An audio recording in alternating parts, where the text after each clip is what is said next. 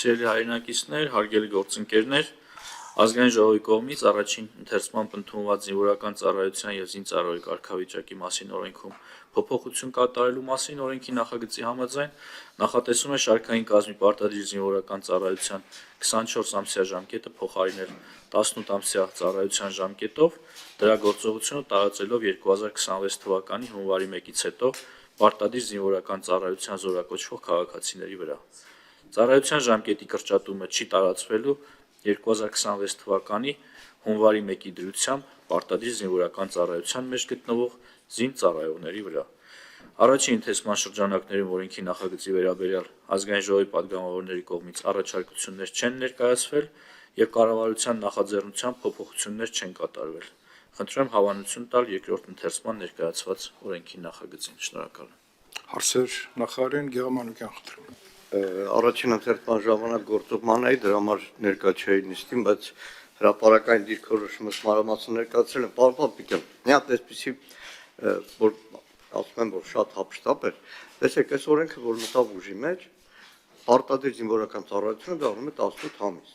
բայց գործում է եւս մեկ օրենք, Հայկ Սարգսյանի հեղինակած օրենքը, այդ բանակից խուսափածների, որոնք վճարման դեպքում ինչ-որ ժամկետներ են, բայց այդ օրենքը շարունակելու է գործել, որտեղ նշված է 24 ամիս։ Այսինքն բազմաթիվ օրենքներում անհամապատասխանություն է, ոնց են հասցնելու, որ բոլոր օրենքները համապատասխանեցվեն այս ձեր ներկայացրածին։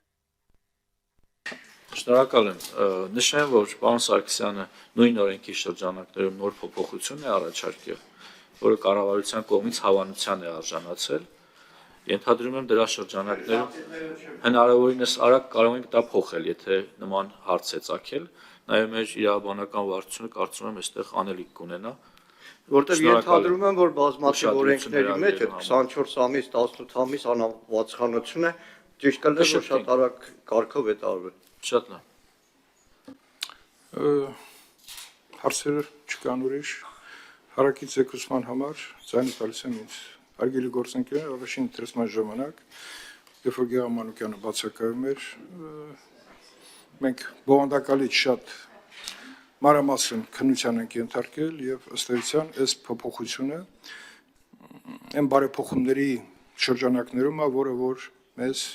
նախատեսված է բանակի հիմնական process-ները բարեփոխված տեսնելու շրջանակներում։ Ուստի առաջարկում եմ կողմ քվեարկել կառավարության տվյալ նախաձեռնությանը։ Հարցեր հարակից զեկուցողին։ Հարցեր չկան։